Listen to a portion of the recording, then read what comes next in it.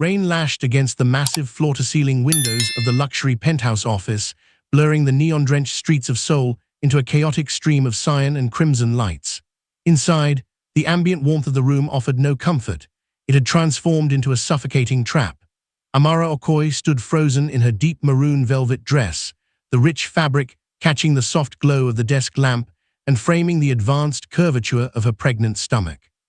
Her heart hammered violently against her ribs as she looked down at the large, calloused hand spread possessively over her own fingers, right across her baby bump.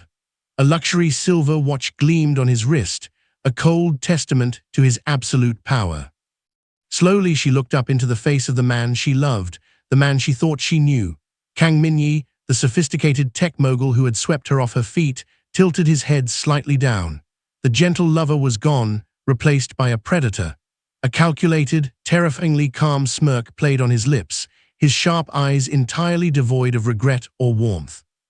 Just above his black turtleneck, a subtle neck tattoo peeked out, signaling a dark, criminal lifestyle she had been blind to until this exact second. Behind them, blocking the heavy wooden exit doors, stood two formidable black enforcers in sharp black suits, their earpieces glinting under the lights. She was trapped in his world, surrounded by his men. Amara's eyes grew wide and glassy, a single tear spilling over her lashes as her mouth parted in utter disbelief. Her body went rigid, pulling back instinctively to guard her child, but his grip remained unyielding. The silence in the executive suite shattered completely as Min-yi leaned in close, his voice dropping into a low, smooth baritone that sent a jolt of pure ice down her spine. "I got you pregnant on purpose, Amara," he whispered, his tone flat and terrifyingly confident. He watched the psychological devastation fracture her expression, his smirk never fading. "Our entire relationship, your presence in Seoul, this child, you were never a coincidence, you were a strategy." Amara choked on a breath, her mind racing backward through a year of manufactured memories. Every tender glance, every shared promise, and the beautiful life she thought they were building together evaporated into smoke. She was no longer a partner, she was a target. As the storm howled outside against the glass, the horrifying reality settled into her bones. She had been trapped in a golden cage, and her unborn baby was the ultimate prize. The words hung in the air, cold and heavy, suffocating the last remnants of the life Amara thought she knew. She tried to yank her hand away, but Min-yi's fingers tightened gently, yet with the unyielding strength of an iron vice.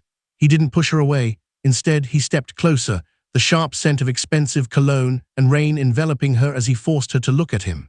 His smirk remained perfectly intact, a sharp, cruel line that sliced through her heart. "Who are you?" Amara breathed, her voice trembling as she stared at the stranger wearing her lover's face. Min-yi let out a low, humorless chuckle, releasing her hand only to trail a single finger down her cheek, leaving a trail of fire in its wake. "The man you love doesn't exist, Amara.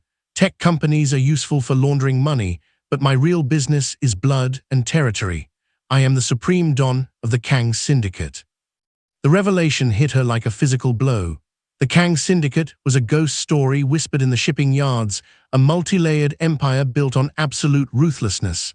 Amara's knees threatened to give out, her hands gripping the edge of the mahogany desk for support. "You used me," she choked out, her gaze dropping to her stomach. "You used our baby." "Especially the baby," Min-yi corrected smoothly, his eyes scanning her pale face with predatory satisfaction. He walked around the desk, his movements fluid and precise, before leaning back against the edge, looking down at her from a position of total dominance. "Under the ancient laws of the Underworld Commission, a blood debt cannot be erased by money or murder. It requires a legacy. By carrying my child, you have legally anchored yourself and your family's assets to my world. Under our law, you belong to the Kang Syndicate now. There is no court, no embassy, and no border that can protect you from what is already legally mine." Amara fell silent, the emotional blackmail setting in with terrifying clarity. Her pregnancy wasn't a beautiful milestone. It was a binding contract, a physical anchor designed to keep her trapped in this high-altitude fortress forever. She looked toward the two stoic bodyguards blocking the exit, then back at Min-yi's unwavering, confident expression.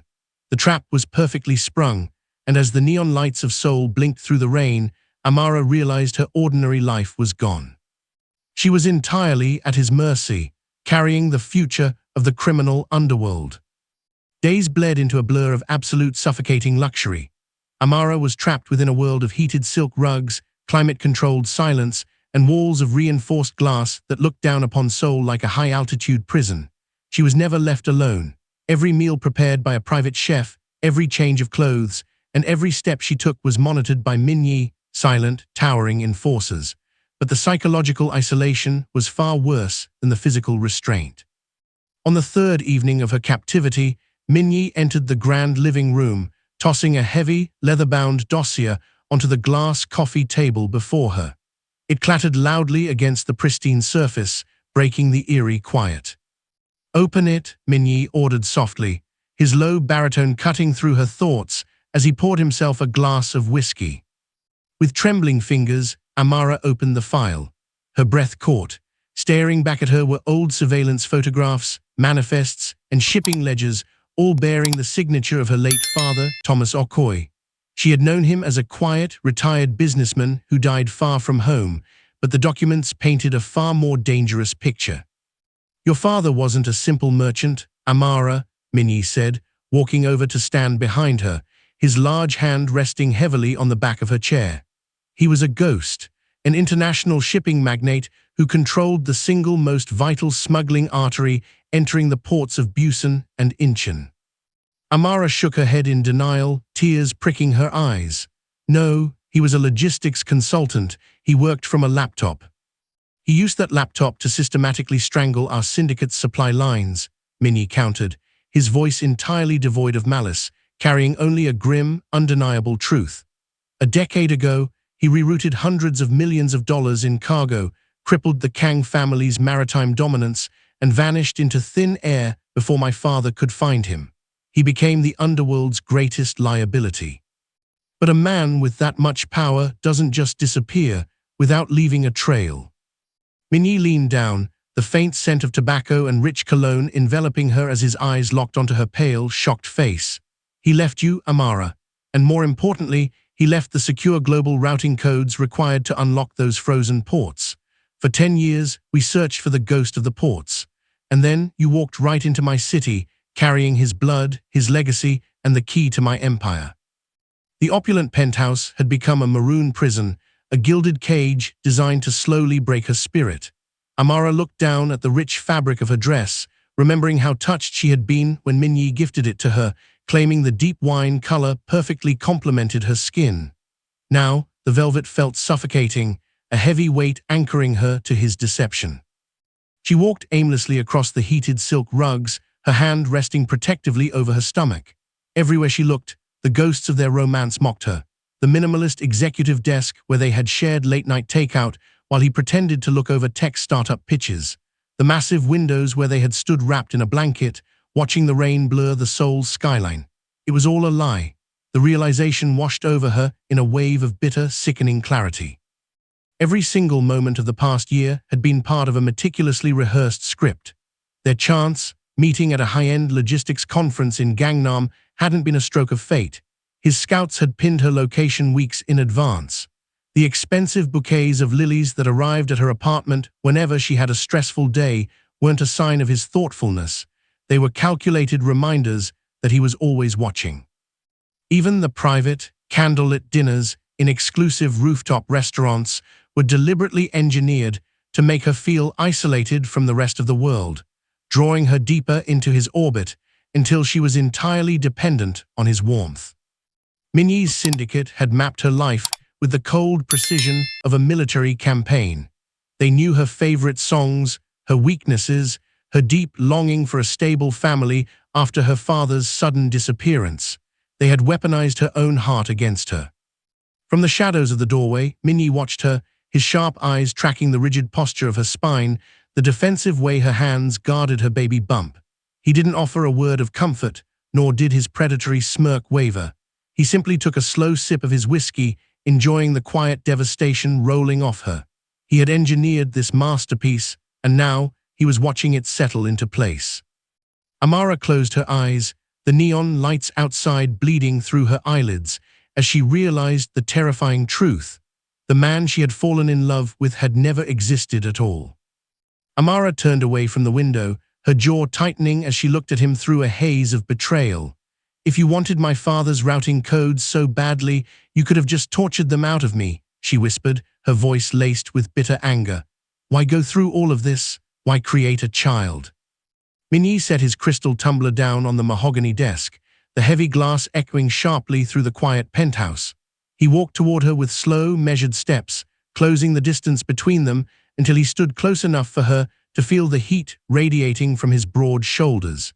He reached out, his large hand once again sliding down to rest possessively over her velvet-clad stomach.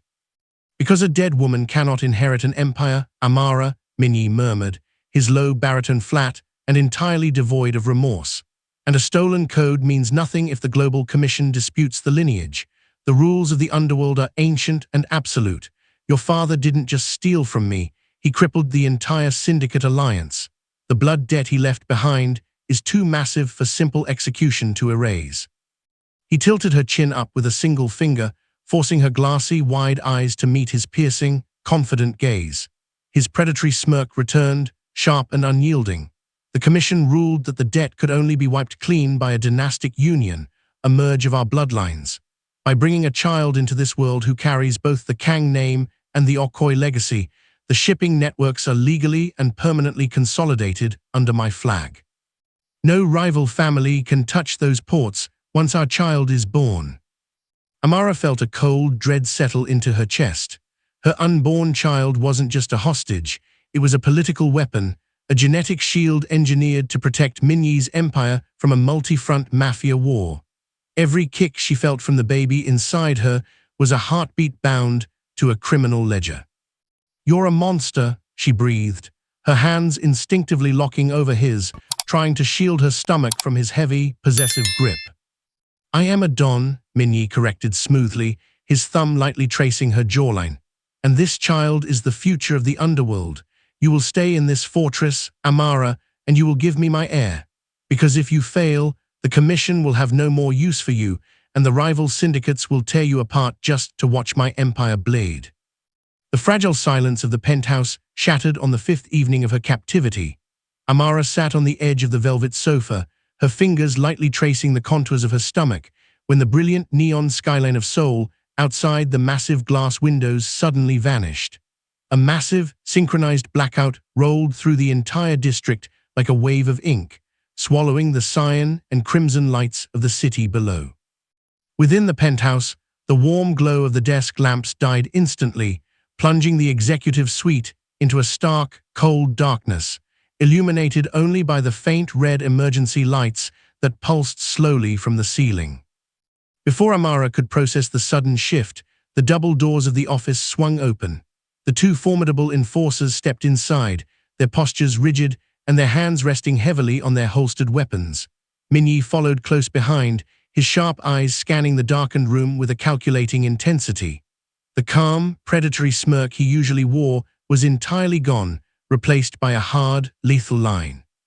His earpiece crackled with a frantic sequence of radio static, the muffled, urgent voices of his captains barely audible over the sound of the rain drummed against the glass. "Boss, it's a multi-front assault," a voice bled through the static. "Rival factions have coordinated a strike on the shipping yards in Incheon. They've breached the main gates at the Busan port. It's a bloodbath." Minyi cursed under his breath, a low, guttural snarl that made the air in the room turn cold.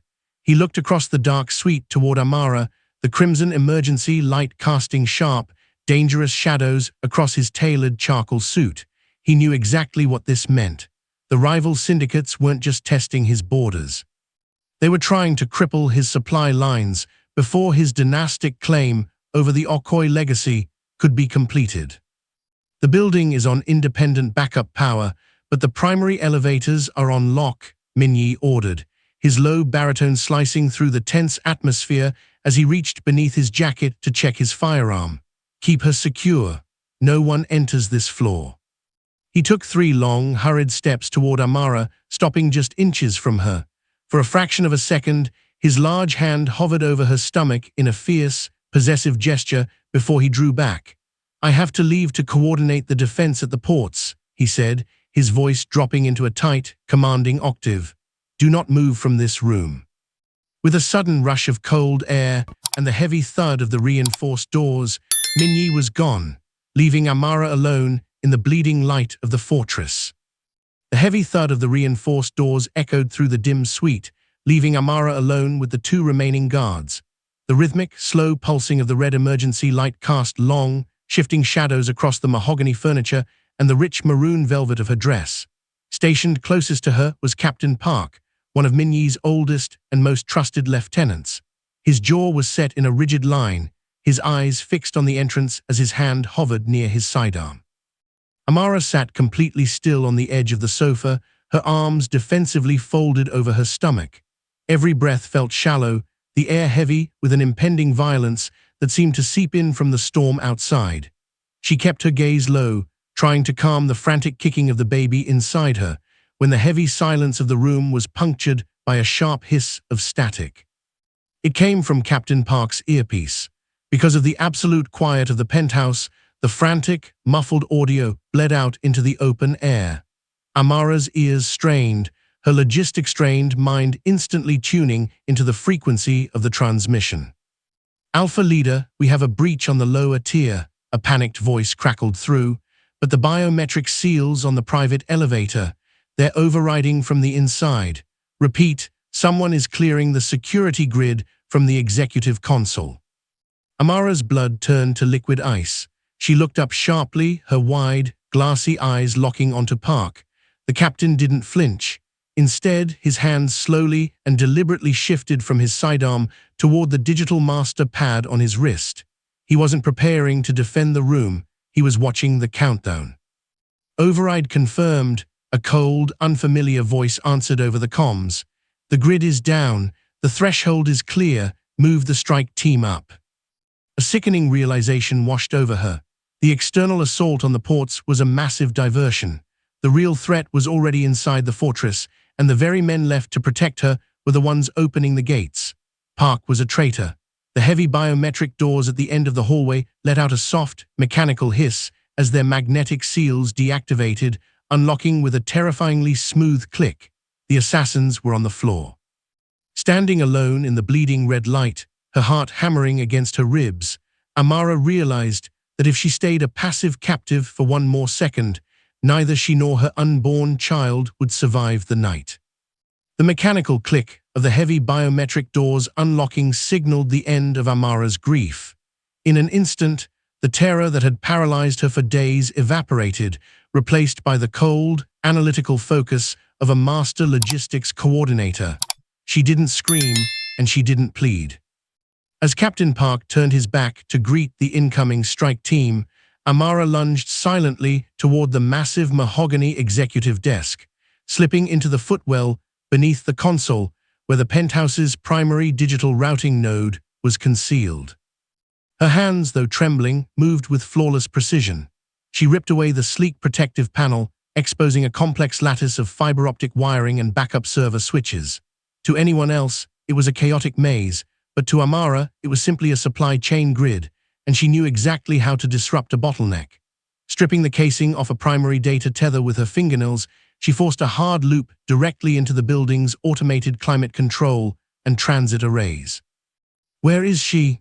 a harsh voice barked from the doorway, accompanied by the heavy rustle of tactical gear entering the suite. Amara jammed the exposed wires together, sending a violent surge through the digital control center. Instantly, the penthouse fought back.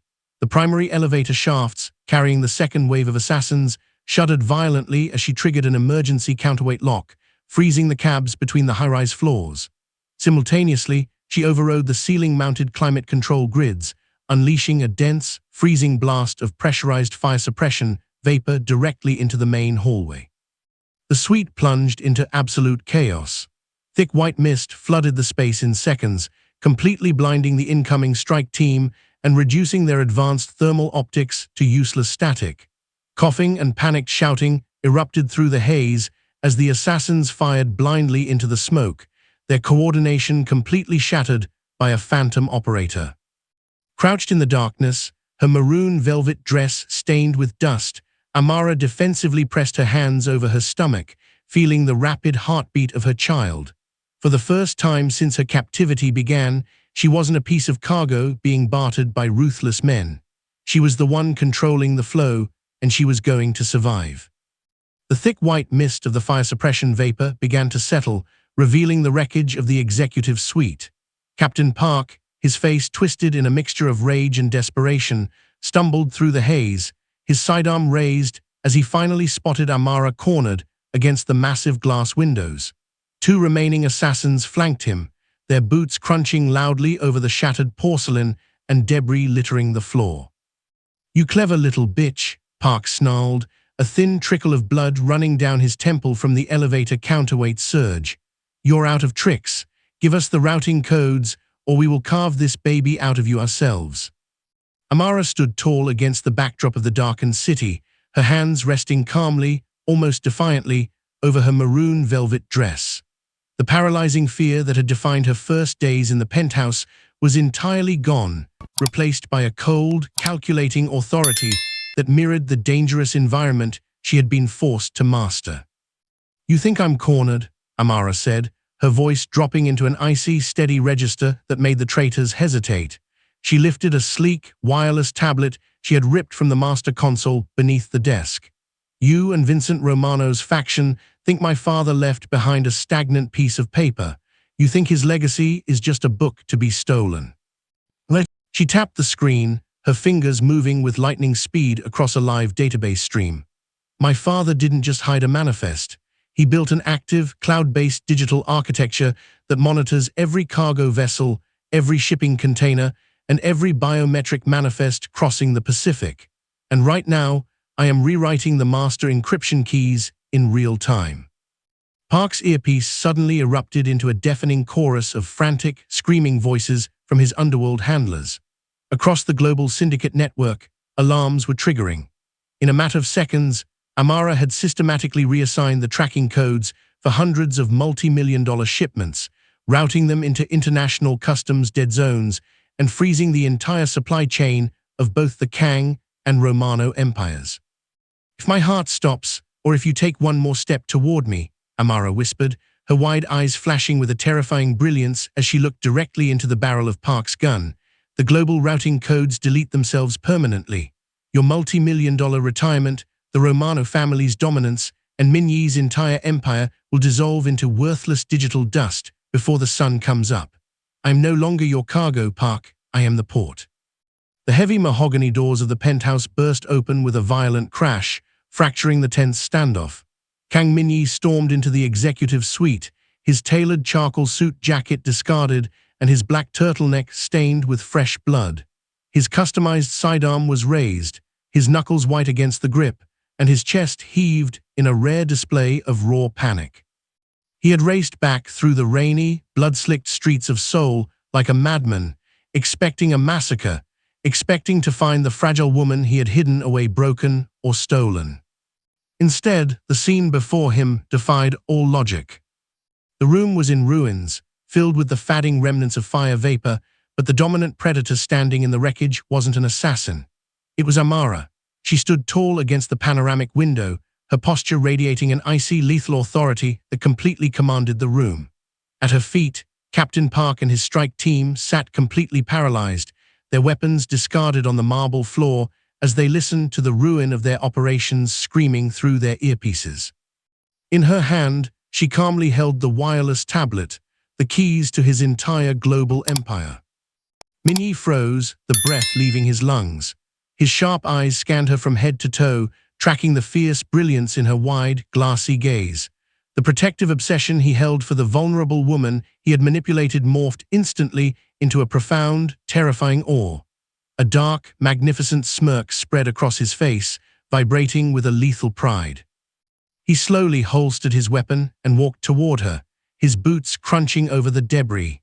The two enforcers in the back quickly rounded up the traitors, dragging them into the shadows, leaving Minyi and Amara alone against the storm. "You played me," Minyi murmured, stopping mere inches from her, the scent of gunpowder and rain radiating from his clothes. He reached out, his blood-stained hand gently framing her face, his thumb tracing her jawline. There was no anger in his low baritone, only an intense fascination. I thought I engineered a perfect trap for a helpless bird. I was never helpless, Minyi, Amara replied, leaning slightly into his touch, a dangerous, calculating smile finally breaking across her lips. She didn't drop the tablet. You wanted my father's legacy to shield your throne. Now I control the supply lines of the entire underworld. You got me pregnant to secure an asset, but you gave me an empire. Minyi leaned down, his lips brushing against hers in a fierce, possessive promise. Then we burn the Romanos tonight, he whispered. And tomorrow, Amara added, her hands sliding up to grip his collar, we rule together, as equals.